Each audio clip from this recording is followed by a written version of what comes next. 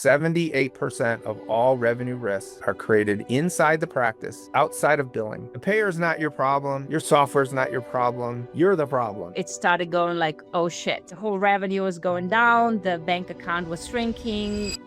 Meet Petra Pirc, the business owner of Physical Therapy Plus, also a movement specialist, athlete, and mindfulness practitioner. With over 25 years of experience, including burn rehab, pediatric PT, and orthopedics, Petra blends deep clinical skill with a whole person approach. A group of staff that's just focusing on very particular payers. And once there's a problem, then your billing manager knows exactly who to call. This is so important to be able to start with awareness of what the issues are, optimize, collaborate, solve problems, get this thing dialed in, reduce complexity. For the business owners, what they really need to do is just...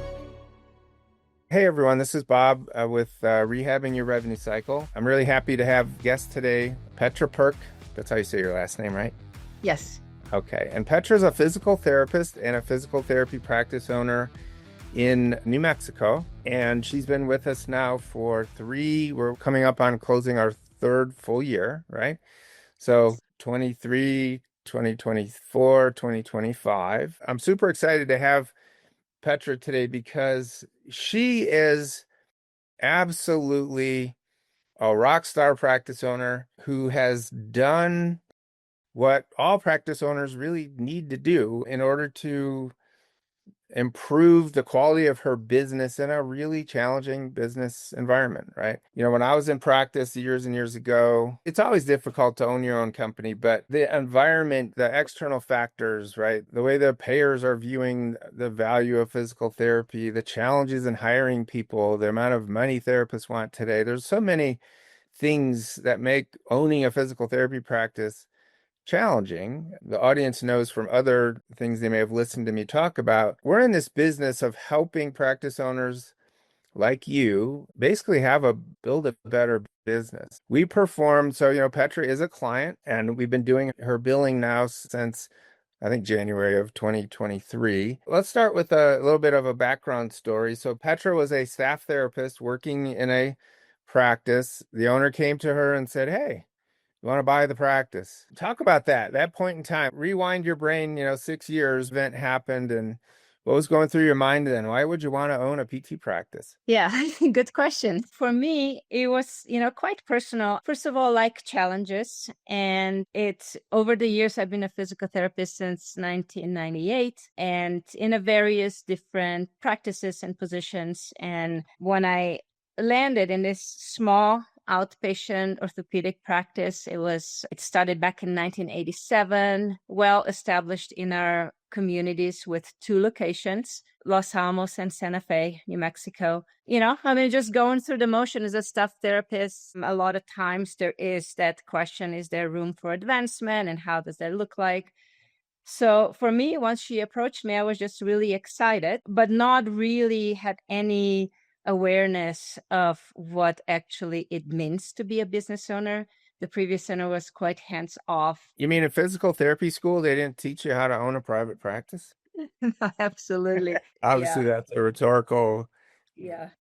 cynical kind of question, but no one teaches us as therapists what to do, how to be in business. So yeah, you took a chance, right? You decided to take a risk. You wanted control over your own destiny, right? A little bit, yeah. And it was also, from a personal reasons, was like I was a single mom, saw that opportunity to, for growth for me financially as well. I thought maybe more stability with everything. So I said yes. I felt like I was in position to do it. She really presented me with very reasonable offer as well. So that was kind of part of it. And that was in November of 2019, right before COVID, before we were aware of what COVID was. And so you made this real big move, all kinds of hope, right? Excitement, and then the world closes down, right? It was your introduction to being into business, right? And I don't recall back then, but we ever connected around that because I spent every day for months teaching physical therapy practice owners about the CARES Act that was coming,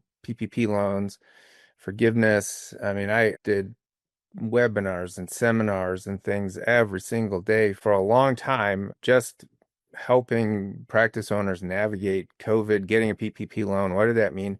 I was reading the CARES Act when it was a draft legislation in the Senate and started to put math models together and things. And then I just went out there because I realized that if I didn't help our client base survive COVID, we weren't going to survive. I know for a fact that 80% and probably more of all physical therapy practices in the US that got a PPP loan wouldn't have survived without it. The COVID was a huge problem and challenge, but you got through that. And actually, the first thing that I did, and I don't know, again, with no business knowledge, with no mentoring in place either, I woke up on that like in March sometimes, right? March 15th or 20th or whatever it was. I don't know even how the whole word PPP loan came into my consciousness, but it did.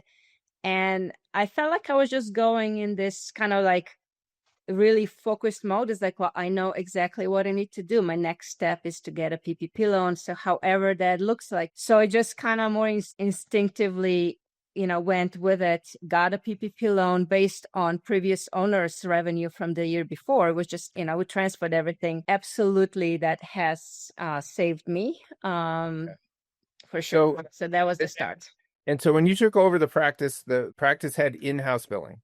Yes. Right. And I just want to put out there right in front of this conversation that I am not here to convince any practice owner that does billing in-house to outsource your billing.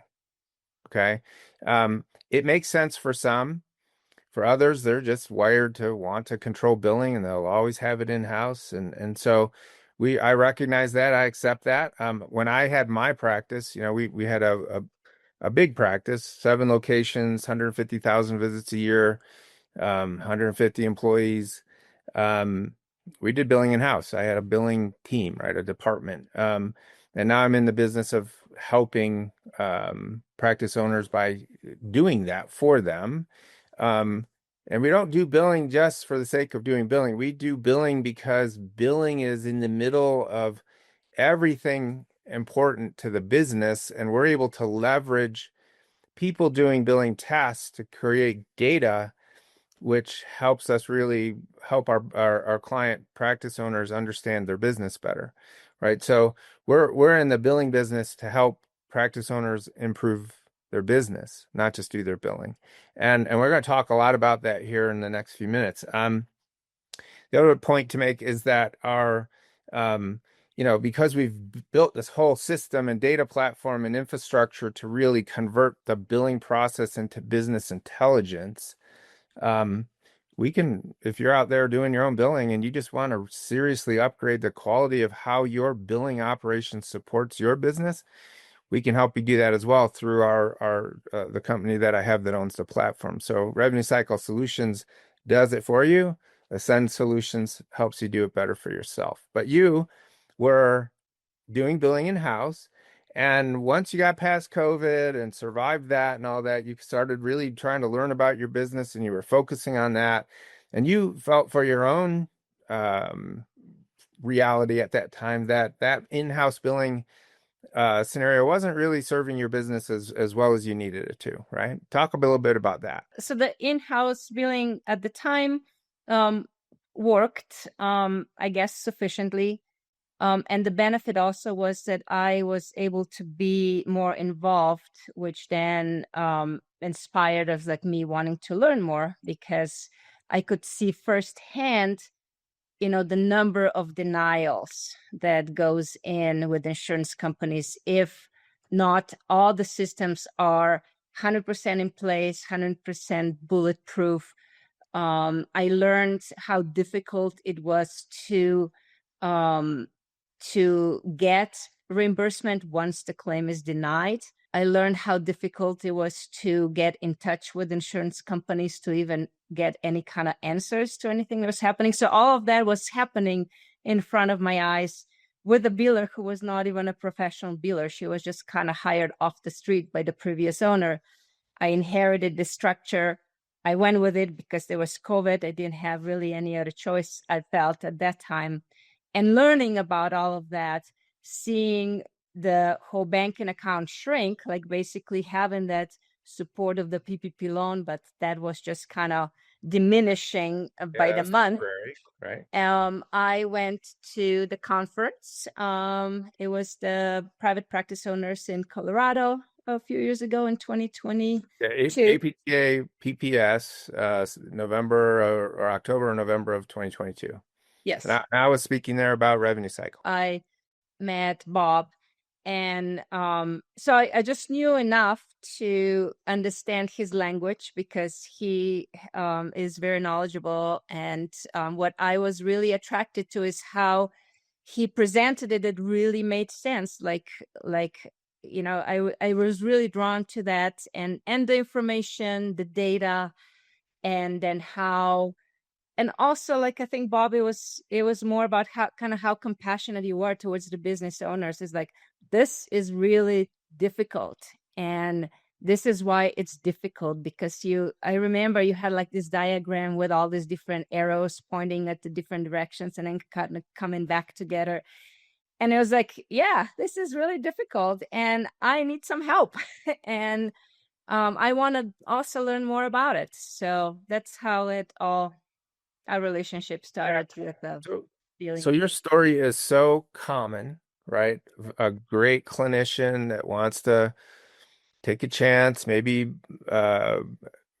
through owning a business, create a better financial future for yourself, for your people, serve your community, right? Just add value and have a viable business that's stable, right? And if you choose, even potentially more scalable. So, um, you know, quick, just contextual background about what I probably was speaking about 4 years, five, whatever that was, 5 years ago, or no, wait, three plus years ago.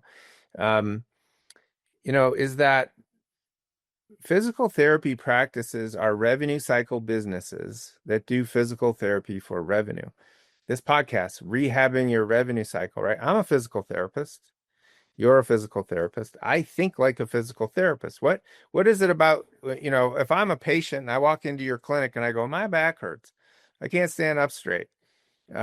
You go, I know everything I need to know about what's going on with you and what to fix you. You don't know that. You gotta figure it out, right? You need to know why. Well, what is it about me? What is it about what I do, what I don't do, how I move? What's my risk profile look like? What are you going to really try to change for me? And if we're not talking about changing things at the root cause of the problem level, then it doesn't really change, right? Now, you might get some temporary symptomatic relief, but if you really want to help somebody in physical therapy, great physical therapists get down to the root causes of what's going on and they make change there, and that's sticking, and that changes the whole nature of what we do for people as physical therapists. We really impact their life and so their quality of life, their ability to do whatever it is they need and want to do, right? And so that's our mindset as physical therapists treating patients. As a physical therapist owning a business, you have to think about your business the same way. My business may not be operating and functioning optimally, right? So I need to understand why. I need to know the root causes of the things that drive, the outcomes in my business to be not what I want them to be. And that's where we focus. That's what we do. My physical therapist patient treating brain is still there, and I can't think differently about owning a practice. I can't think differently about helping practice owners, um, than I used to think about how I tried to help patients. It's all about understanding the root causes of things, what creates the outcomes that we have, and what do we need to change, in order to get a better outcome. So what what we are really about is, first of all, leveraging the billing function, things that every practice has being done, unless you're a 100% cash business. There's not many of those. To create better data that's really helps us understand the root causes of business issues we have.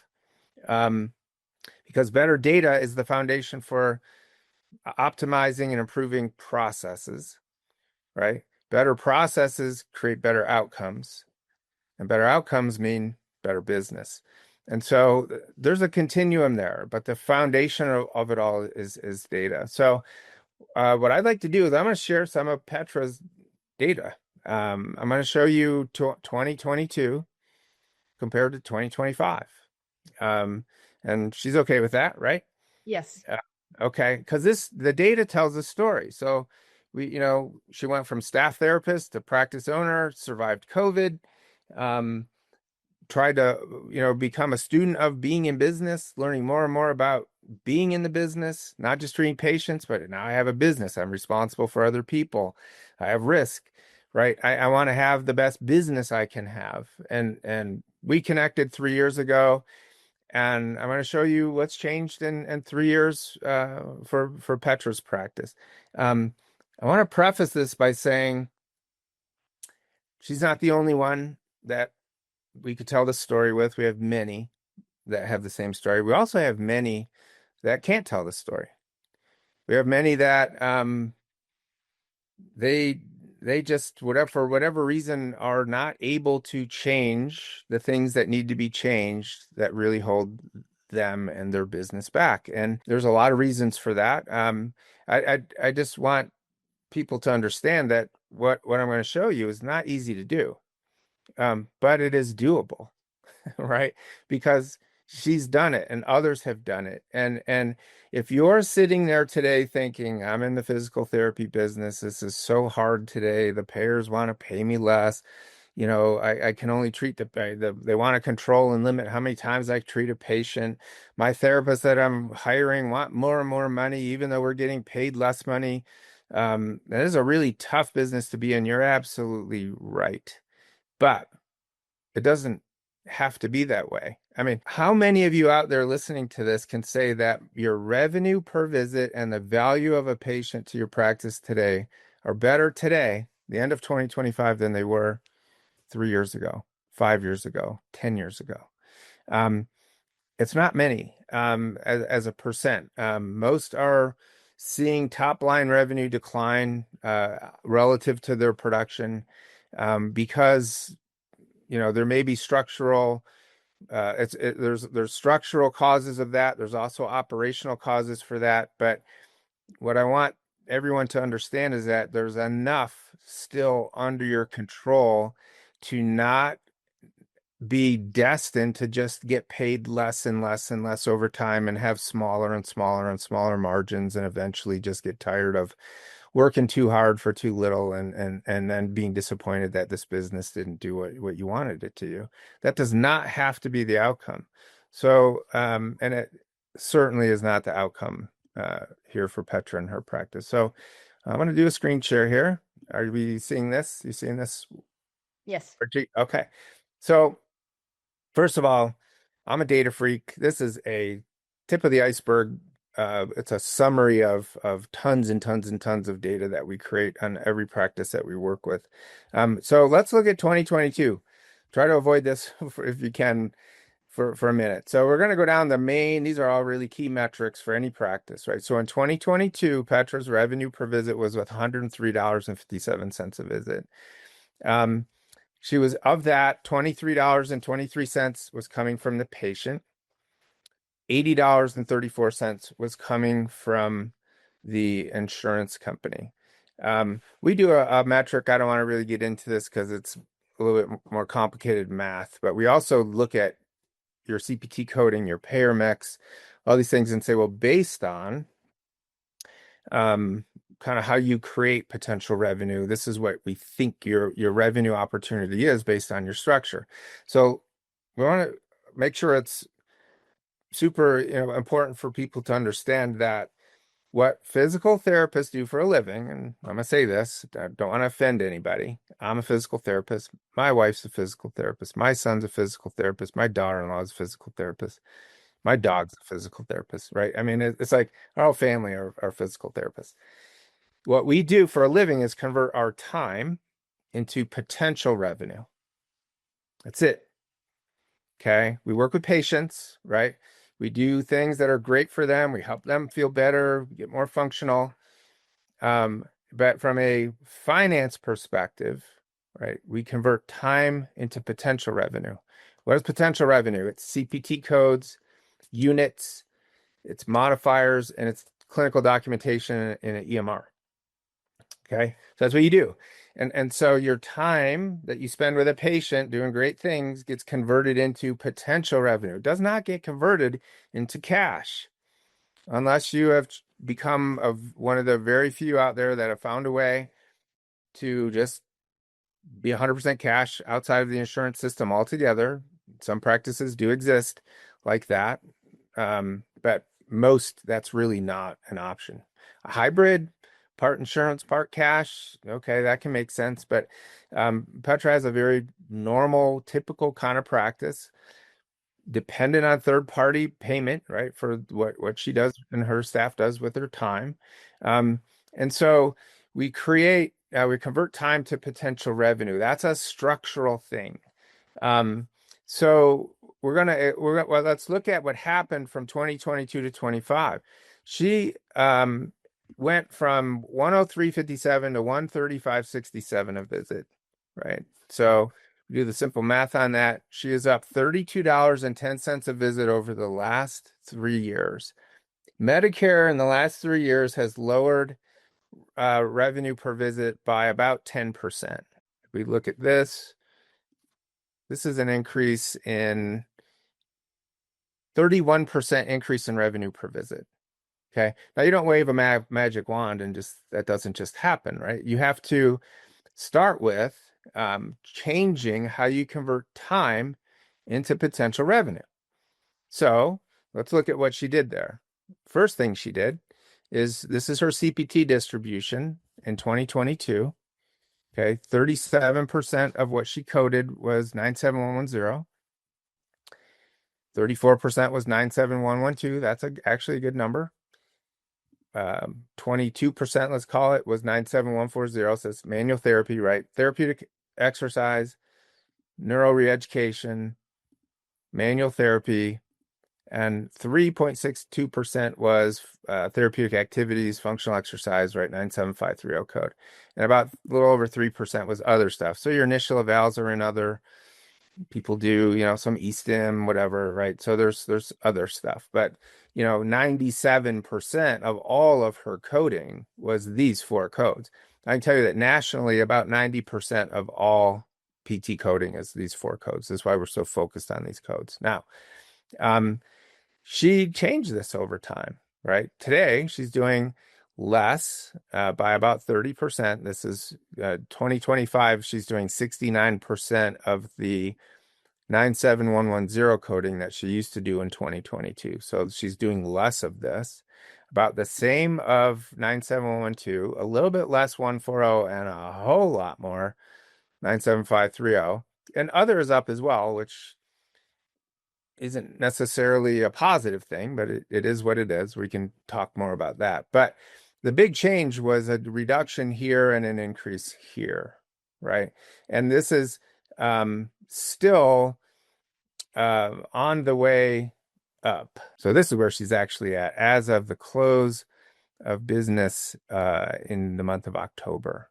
Okay, so now she's up to almost 21% 530, right? She's down further in 110 and up further in 530. So way up from 350 went up, so even throughout the course of this year, she has progressively, as months and months have gone by, she's continuing this trend of improving coding distribution that's more favorable to the creation of potential revenue from time, same effort, right?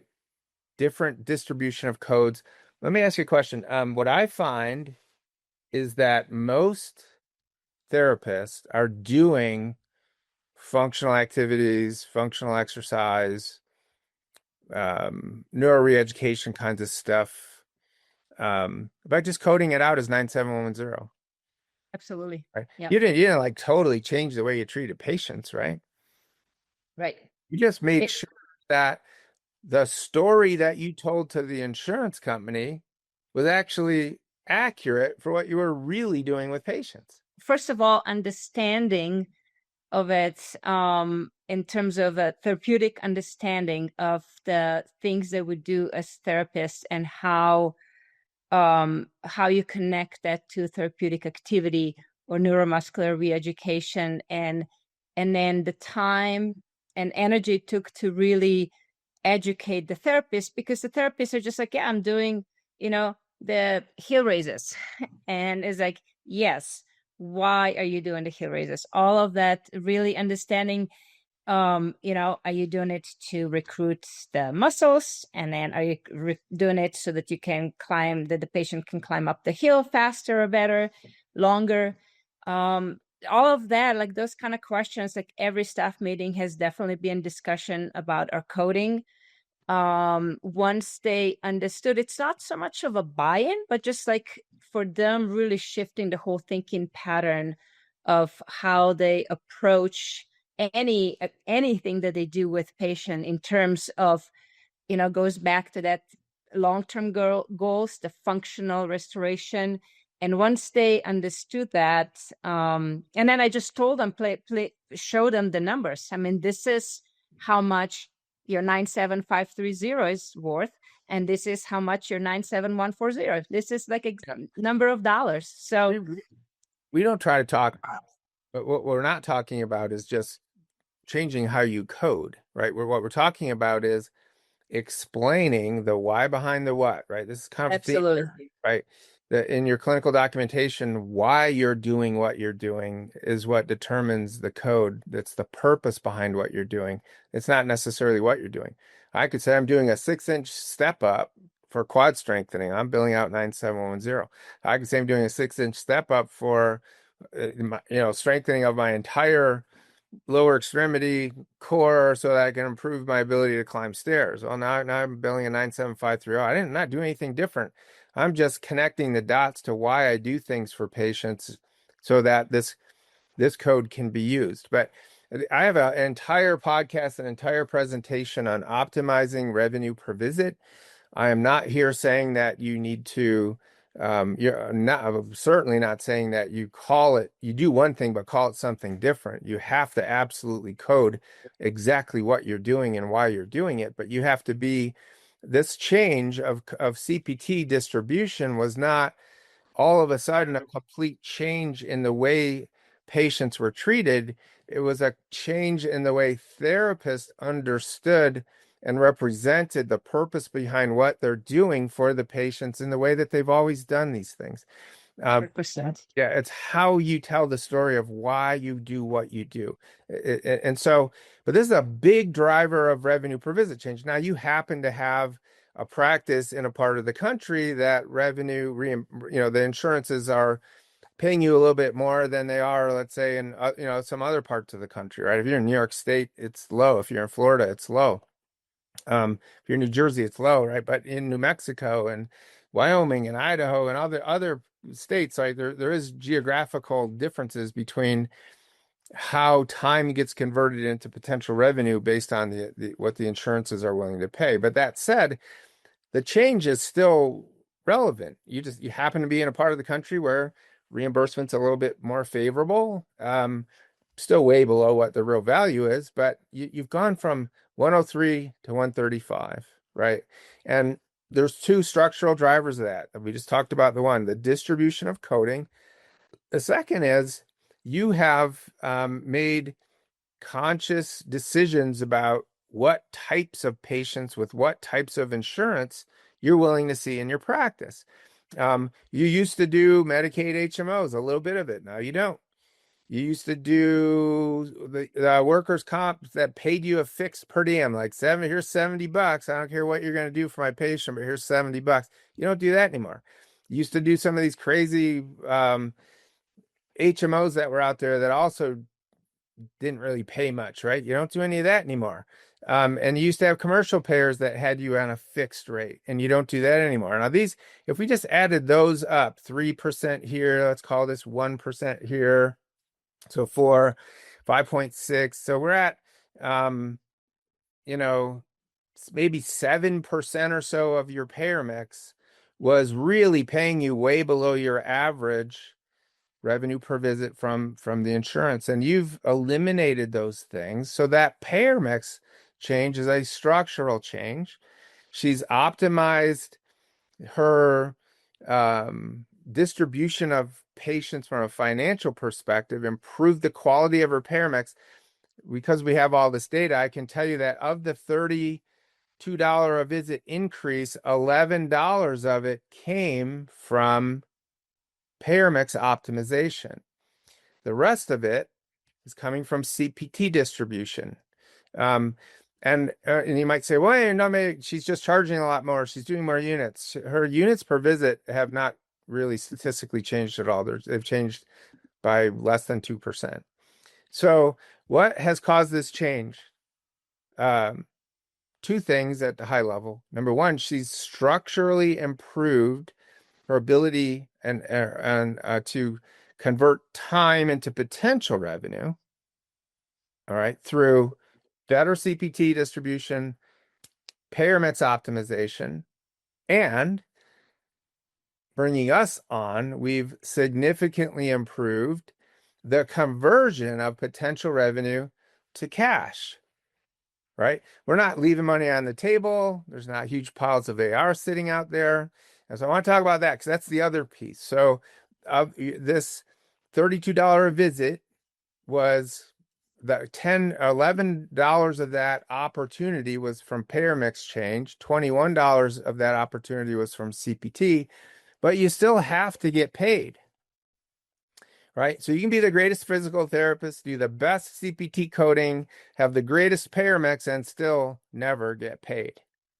So you have to have the other part of this, which is your revenue cycle functions have to be optimized in a way that you're going to convert all your potential revenue to cash, and you're going to convert all that potential revenue to cash as quickly as you can, shortest time and calendar days, right? And you want to do that for, the lowest cost that you can do it for, right? You don't want to overpay for converting potential revenue to cash.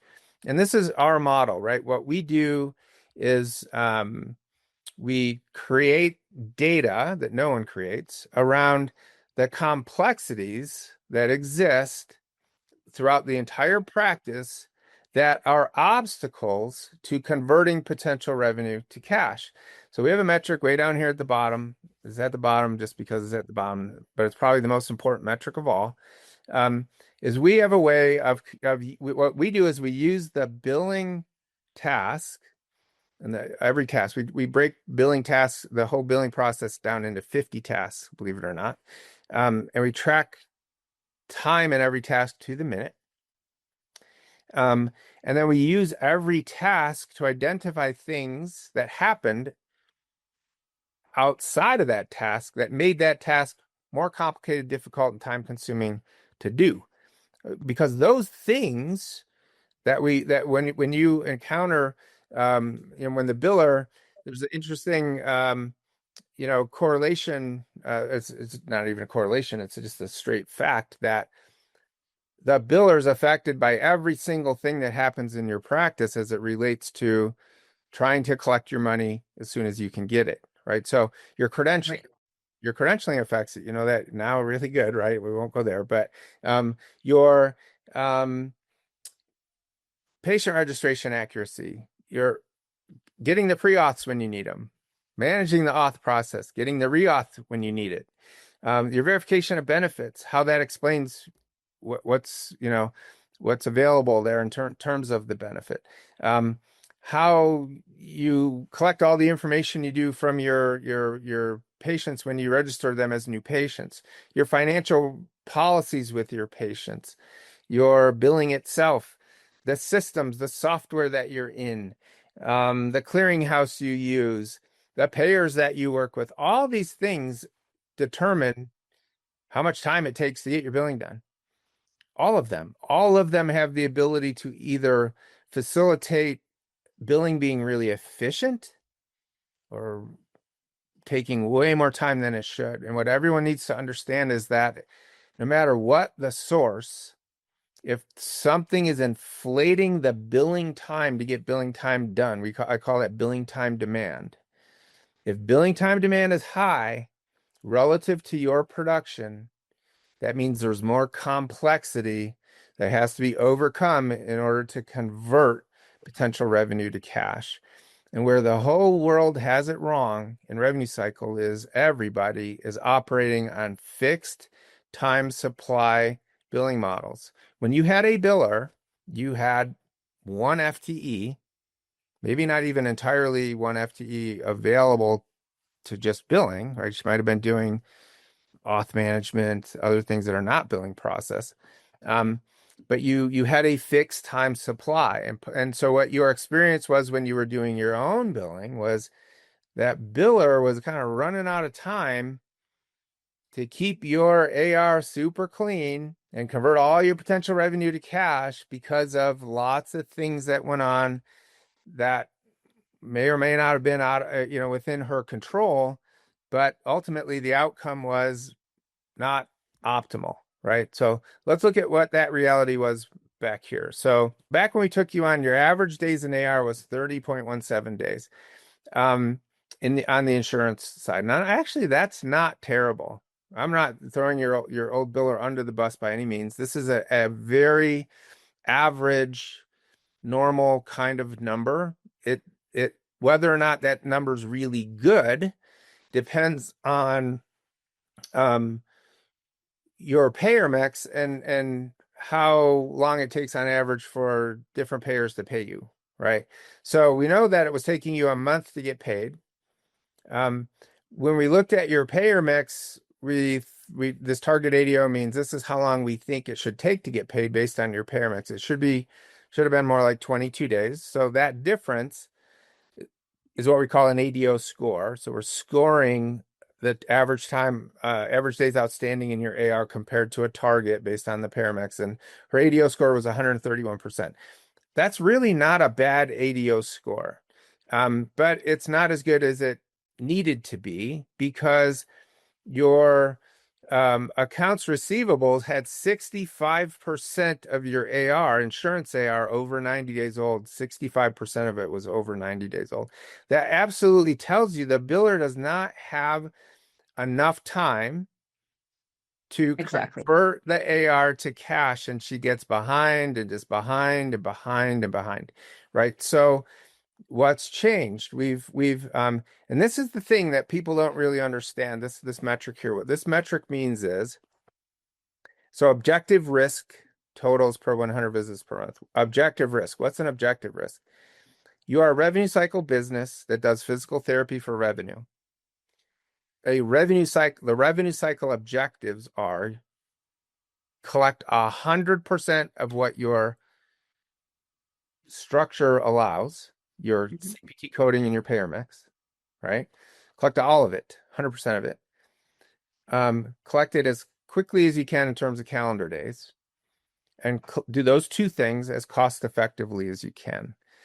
Anything that happens, whether it's a credentialing issue, an auth management issue, a patient registration accuracy issue, a clinical documentation issue, a VOB problem, whatever, a software issue, a clearinghouse problem, a payer error, no matter what it is, anything that happens that's a risk to getting all your money, getting it fast, and getting it cost effectively is an objective risk.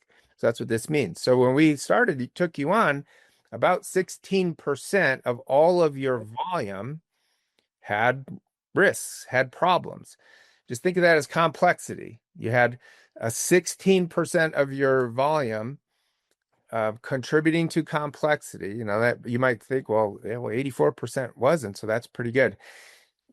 But the amount of time that these 16% add to billing process is absolutely mind-boggling. I can tell you that this is not a bad number.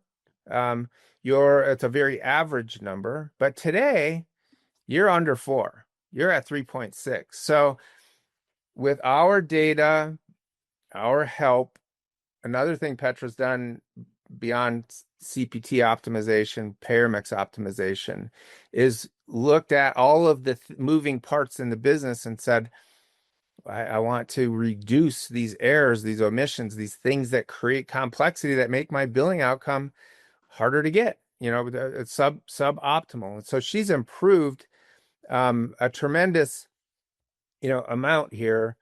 She's gone from 15.68. This is this divided by this. So she's now creating 23% of the complexity that she used to create. And yeah, what everyone needs to understand is that this literally is probably the most valuable metric in the entire practice, because revenue per visit depends on this.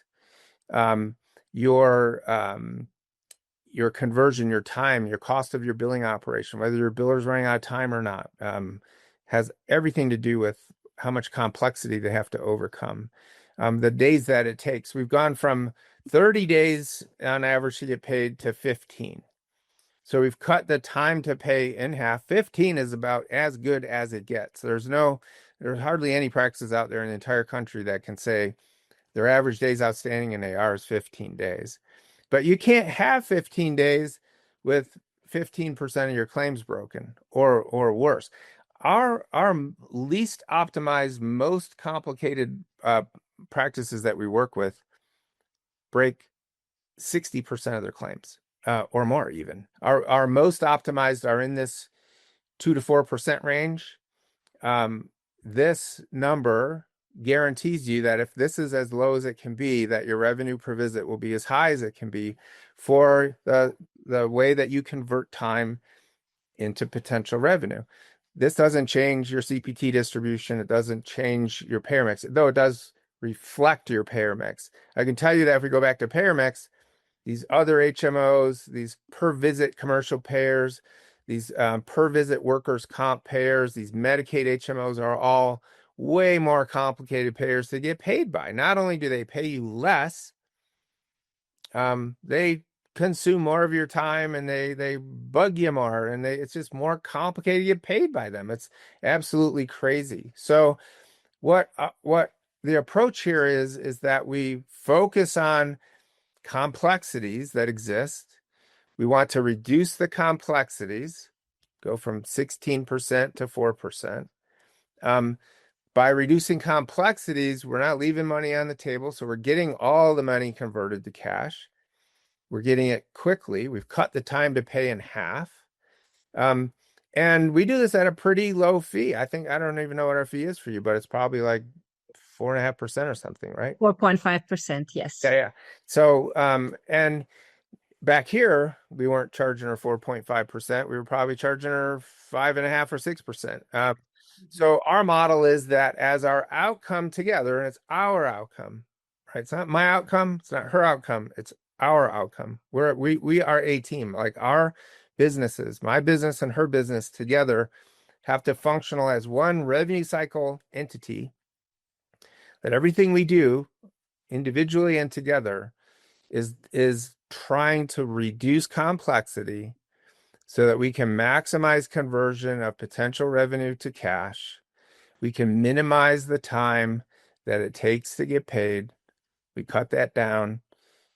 Our efficiency goes up. What it means to me as a guy that does, billing for people, our team does billing, is that we're more efficient, which means we're more productive. We can handle more volume per FTE. And for those of you that are out there doing billing in-house, think of that. You have 1 FTE, 2 FTEs, 10 FTEs, whatever you have based on your scale. You want to maximize the productivity per FTE of your billing operation. The efficiency of your billing operation is your most important metric. It's a reflection of the amount of complexity in the system. And so the operational focus has to be on reducing complexities, reducing the risks, the revenue risks that exist, no matter where they come from. And because we have this, we've developed a data platform that enables us to convert the biller's experience into data, so that Petra or any client knows exactly what kinds of things happen. I'll give you national data. This is not her data. 70, the average practice breaks about 20% of their claims. 20% of their claims on average have issues that are going to prevent them from being paid or significantly delay the payment if they don't fix stuff. The range is 2% on the low, no one's perfect, and 80% on the high. And believe it or not, we have clients that break 80% of their claims, and it's you can't be successful. I don't care. You could be the greatest billing team in the universe. You can't overcome 80% of the claims have problems. And to this day, we still we provide the same data, the same process to lots of clients in 30 states, but not everyone's able to do what Petra's done. So, we convert the biller experience into data that says, well, what we know is 78%.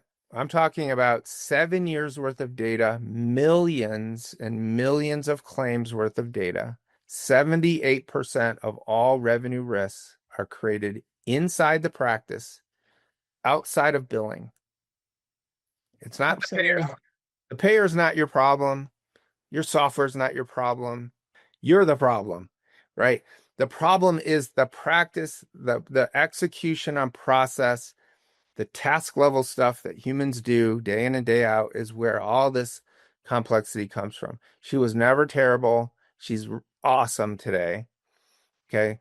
This change in complexity reduces the time to get paid, increases the conversion, right? She's structurally changed what's on the table to collect by better coding, by payer mix optimization. We're better at converting that potential revenue to cash. And all in all, you have an outcome where she's paid 31% more for her therapist's time today than she used to be.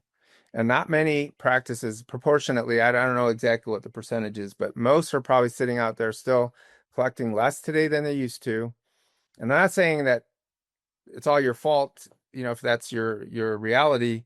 Maybe you've got a really complicated payer mix. Maybe you're in a state that the revenue is just super challenging. I'm not making categorical statements here, but this concept of this model of using billing to identify all of the challenges and complexities that exist, to collaborate, just like physical therapists do with their patients around root cause problems, solve the root cause problem, and things get better. That to leverage the biller is in the middle of everything. The biller lives in the closet with all the skeletons and knows everything that's going on. All we've done is come up with a software platform solution that enables us to convert the biller's experience into data. That data is what we use to collaborate with the client about to look at where there's opportunities to optimize process. So better data can lead to better process, but you have to change. You have to be able to get your people to do something a little different, a little better, right? But, does having that data matter? I mean, did that help you do what you had to do? 100%. Right? Yeah. Yeah. And that the whole team approach that once we started working together, we get a monthly meeting with our account manager, who is, she has, become part of my family, so to speak. And the whole goal was for me to also not burn out myself, not burn out my staff, not burn out my front desk office but you need to have the data, you need to understand, and have a really personal experience with how all of this, complexities of the billing that are affecting not just the bottom line, but also, burn out of my staff. And, even the staff has turned around. I have, a new team. I'm still looking for more therapists, like every other practice in the country. But that relationship with the billing company. And the other thing I was going to tell you, Bob, is the fact that you have a group of staff that's just focusing on very particular payers. So there's like people who just do with, Blue Cross Blue Shield. And because even to understand how the particular payer, what their rhythm is, it's so valuable to have somebody that can just focus on that. And once there's a problem, then your billing manager knows exactly who to call for the problem. So efficiency that you have created with your company is, part of the reason why all of that is working so well. So, well, I appreciate you saying that. I mean, structures matter. Absolutely. Right? Structure drives behavior, right? Think of that in any context, right? Stop sign means you're supposed to stop when you're driving your car. If that stop sign's not there, you don't stop. So the stop sign's a structure, right? So structures influence and should control to some extent, maybe entirely, structures control behaviors. So we are structured in a way that we just, because of our scale, we have the ability to have very specialized, focused roles, right? We don't have billers. You had a biller. She submitted your claims, right? She posted your payments. She dealt with the patients and the patient statements and the patient balances, right? And after doing all that, she did your month ends. And after all that, she said, "Oh, how much time do I have left? Because I'm a 40-hour-a-week employee. That's the time I have available to spend managing my accounts receivables." That we call that linear process billing, right? Um, she does claim submission first. She does payment posting next. She does the patient piece because that's tied into posting. She figures out the month end, and she's not going to even touch AR until posting's done because she's not going to spend time looking for claims that are already paid and not posted. So this is a linear process. If you have one FTE, two FTEs, pretty small practice, small billing operation, you have a linear process operation. Recognize that that's a structure. You can't change it.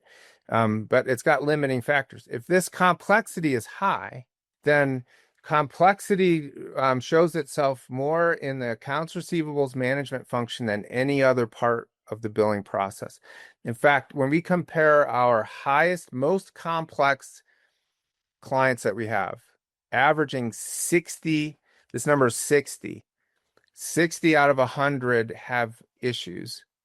When we compare that to our lowest in the 3 range, the amount of time that we have to spend in denial management and accounts receivables in the high complexity group compared to that lowest group, our denial management time in accounts receivables is 4,060% more on a per claim basis. That is an insane number. That is 40 times. If you are in the complexity creation business, the amount of time it will take in AR management to maybe get you some kind of reasonable outcome, because at some point it's impossible. You have a certain number of firemen, they can only put out so many fires. If you're just lighting fire after fire after fire, eventually they can't put them all out, right? And there are practices out there that I work with to this day that are in the fire lighting business, right? They're in the complexity creating business. They're in the revenue cycle business, but they create complexity like at crazy amounts, and then they just expect the billing team to just deal with it. And it doesn't work. I'm just telling you, even for us, it doesn't work. If you're 20, 30, 40, 50, 60 in this number, you are creating so much complexity, so many challenges, making it so difficult. You have the greatest billers in the world, and they still can't get you a great outcome. So this is so important to be able to start with awareness of what the issues are, optimize, collaborate, solve problems, get this thing dialed in, reduce complexity. We all have to be in the complexity reduction business. And that drives this kind of outcome. Yeah. And Bob, can I just mention something? So for the business owners, what they really need to do is just spend a day in the shoes of a person who's trying to recoup a denied claim, and how the runarounds that you get with all of that, and for me, that was such an enlightening experience. I was just like, if this is how it takes for us to get paid, I will like do everything I can to avoid me or my people or anybody to go through that kind of like ineffective runarounds, the phone calls, the not nobody answering, the phone calls back, The dropped another calls the whole time. yeah, Yeah. it's real crazy making. So for me, I think that my biggest goal was like, how can I simplify that? How can I make it easier, cleaner? What are exact steps? And you guys guided us in that. What exact steps to make this simple and clean? And Yeah. And and yeah, yeah, we provide the foundation of just the best data you can possibly have. We then work with you and collaborate on improving process. We can't improve your process unless we took them all over, right? We have to help you do things better. We have a lot of best practices. We know what works and what doesn't work. Then you have a better outcome. You have a better outcome, which means you have a better business, right? This $32 a visit is 100% profit, right? It doesn't, yes, it didn't cost you more. In fact, it cost you less. What you're paying us to do that, create this outcome is less than what you were paying for your full-time biller, right, right? And it's because our structure is different. We're parallel process. Claim submitters only submit, payment posters only post. People that deal with patients only do that. People that work that accounts receivables only do that. In fact, we have different kinds of accounts receivables people. People that status claims are different than people that work denials. Um, the month end is a process to itself, and so we're not affected by linear process problems, right? right, Our AR team's doing its thing no matter what the posters are doing. In fact, we want the AR team to let us know that posting's behind because they just found a bunch of claims that were already paid and not posted, right? In a linear process biller, that's never going to happen. She's going to wait, right, to do that. And again, I'm not trying to convince you to go away from in-house billing. Um, it, it really structurally makes more sense to, if you're at a scale where you can have parallel process structure in your billing team, then that's the best model to do billing through. If you're small enough that you have a biller, then chances are that outcome won't be as good as it can be unless you already just naturally happen to be a very low complexity practice. So, and they're out there. Some practice owners are great at doing all this without anybody's help, without data. I think it's 1 or 2% of what's out there, but it is out there. We just, I do this not because I love billing. I think billing is insanely complicated process that really doesn't make any sense. I'm trying to make it make sense. I'm a physical therapist, science brain person who looked at billing and said, this needs to be a science to me. It can't just be a biller doing whatever the heck she does and no one really understanding why the problems exist. How much time does this take? Um, it's we are in the complexity reduction business, which reduces billing time demand, which means billing becomes more efficient, which means your time supply has a better chance of matching the time demand. The outcome of billing is entirely based on the balance between billing time demand and billing time supply. Billing time demand is totally dependent on complexity. The complexity drives the time way more than the volume. I can tell you that I had clients who do 500 visits a month that took us 5 times as much time to do their billing than another client I had doing 5,000 visits a month. uh, It's not the volume, it's the complexity. yeah, And so we got to quantify complexities, reduce complexities, and then everything gets as good as it can be for your structure. And if you got everything optimized and you're still at $75 a visit, you got to change structure, right, right? But changing structures on very on processes that are not optimized is a very risky thing to do. And so now that you're an optimized practice at the scale that you're at, you have more opportunity to grow now if you can hire therapists and stuff, right? Because you know that you're getting a much higher value and conversion of cash for whatever time therapists are spending, right? So you're now in a position that you're more financially stable. You don't worry about money as much. You're more scalable. If you wanted to hire more therapists, if you wanted to open another location, right? You have the foundation to do that from.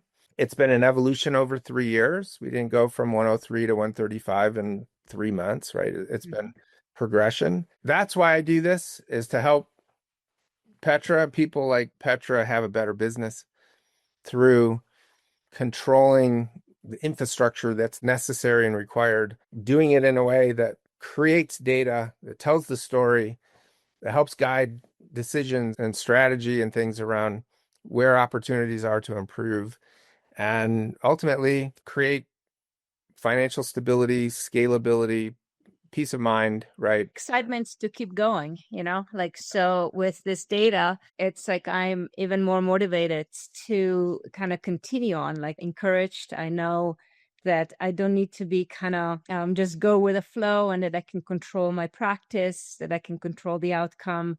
Yeah. And now the foundation is there so that I can grow. So I feel like more grounded in my role as a business owner, and it's super exciting right now. Yeah. Knowledge is power. You've learned a lot because you've worked a process that's based on data. That's the details. Yeah.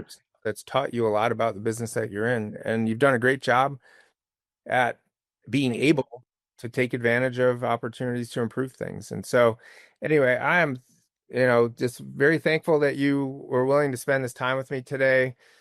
Talk to Thanks so much. Whoever's listening to this, because I believe in physical therapy as much as anybody, right? I'm a PT. My son's a PT. My daughter-in-law's PT, right? I mean, what we do is so important to the communities that we serve, right? People's musculoskeletal health. It needs to be more in our hands than it is, but we do a very valuable thing. We're very underpaid. Every dollar matters. You can't leave anything on the table. And absolutely, we don't just flip a switch and change reality, right? We apply a different process, a different structure, a different approach to revenue cycle management that depends on us working together, my company and yours, to create a better outcome. And so this is a reflection of what we've been able to do together, we've done together, absolutely, right? And it takes all of this for this to work. And it absolutely can work. They're going into 2026, and there's somebody that's increased their revenue per visit 31% since 2022. And I know most of you are out there shaking your head going, that's not me. Have you done everything that you can do, right? That's under your control to optimize, to get the best outcome for the structure that you have? And if the answer to that is no, then that's where you need to look. You need to focus on improving the business that you already have before you start thinking about growing it, scaling it, changing it, adding new services, whatever that is. Optimize, get the most value out of the core business that you currently have. And if you aren't thrilled with your outsourced option, we can help you. If you're in-house and that's the way you want to be, great. We can help you there too. So anyway, I really appreciate your time. This is a great story. Thank you so much, Bob. This is why I do this. I don't do this to do your billing. I do this so that you have a better business. I'm just thankful and appreciative that you've given us the opportunity to help you and that it's working. And absolutely, you've changed everything around for us. I'm so appreciative of you and your staff, and looking forward to years to come to have good collaboration and working together. All right. Thank you. I appreciate it. Thank you.